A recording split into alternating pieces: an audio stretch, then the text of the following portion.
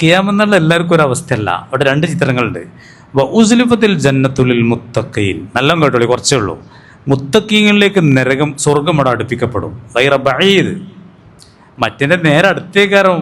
ആ നരകവും കട്ടക്കാലവും നിൽക്കണതിൻ്റെ തൊട്ടടുത്താണ് ഈ സംഭവം, അകലല്ല. എന്നിട്ട് അള്ളാഹ് പറയാണ് ഹാദാ മാ തുഅദൂന, ഇതൊക്കെ നിങ്ങൾക്ക് വഅദ ചെയ്യപ്പെട്ടിരുന്ന സത്യമാണ്.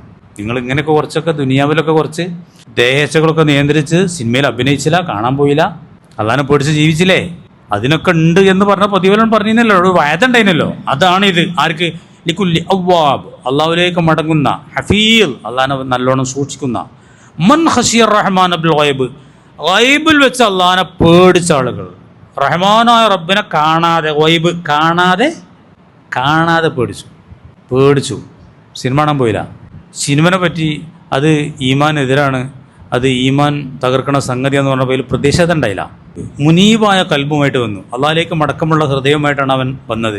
അങ്ങനത്തോട് പറയാണ്, അരുളപ്പെടും ഉദ്ഖുലൂഹ, കടന്നോളി സ്വർഗത്തേക്ക്. ഖിയാമത്തന്നെ ഓൽക്ക് ഇതാണ് അവസ്ഥ.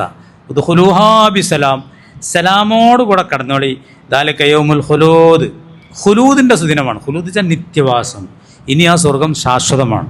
ഒരു പുരുഷായുസല്ല, ഒരു കോടി കൊല്ലല്ല, കോടിയല്ല, അനന്തമായ കാലം നിങ്ങൾ സ്വർഗത്തിലാണ്. ലഹും, ആ സ്വർഗാവകാശികൾക്കുണ്ടാകും യശഊന ഫിഹാ, ആശിച്ചതൊക്കെ. നമ്മുടെ വക പിന്നെ ഏറ്റിക്കൊടുക്കൽ വേറെ ഉണ്ടാവും. ആശിച്ചതൊക്കെ എനിക്കെന്താ വേണ്ടതൊക്കെ കൊതിച്ചോ എന്ന് പറയും സ്വർഗത്തിൽ നിന്ന്. അങ്ങനെ വേണ്ടതൊക്കെ കൊതിച്ച് ഞാൻ ഒന്നും കൊതിക്കാനല്ല കഴിഞ്ഞു, ഓൻ്റെ ചിത്രത്തിലൊന്നുമില്ല. അപ്പോൾ അള്ളാഹ് ചോദിക്കും, എനിക്ക് ഇന്നത് വേണ്ടേ? അത് വേണം പടച്ചവനെ. ഇതാണ് സ്വർഗം. ഇവിടെ ഉണ്ടോ? അതിനാണത്. അതിന് കുറച്ച് പണിയൊക്കെ എടുക്കണ്ടേ?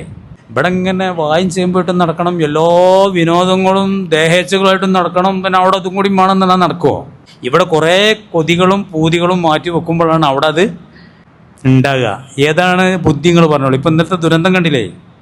ഇതാണ് ദുനിയാവ്. ഈ ദുനിയാവിൽ എല്ലാ പൂതി എന്തായാലും പൂവണിയില്ല. ആരോ പൂതി കരുതണ്ട.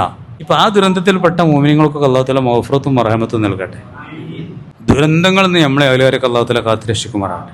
ദുനിയാവ് എന്താണ്, മരണം എന്താണെന്നുള്ളത് മനസ്സിലാക്കിക്കോളി. നേരം വെളുത്തല്ല വൈകുന്നേരമാകുന്നു കരുതണ്ട, വൈകുന്നേരമായ നേരം വെളുക്കൊന്നും കരുതണ്ട. ആ മരിച്ച കൂട്ടത്തിൽ മജീദ് മാഷെ കുറിച്ച് ഞാൻ വായിച്ചു. കുട്ടിക്ക് ഏറെ ഇഷ്ടപ്പെട്ട മാഷ്. പെര കൂടി നിന്നിട്ടൊരു മാസമായിട്ടുള്ളൂ. ആ പെരൻ്റെ ഫോട്ടോയാണ് കാണുന്നത്. പത്രത്തിലും കണ്ടു, യൂട്യൂബിലൊക്കെ ഞാൻ കണ്ടു. അവൻ്റെ ഭാര്യയും മരിച്ചു. ഇതിനൊന്നും ആരെ കൊണ്ട് തടുക്കാൻ കഴിയൂല.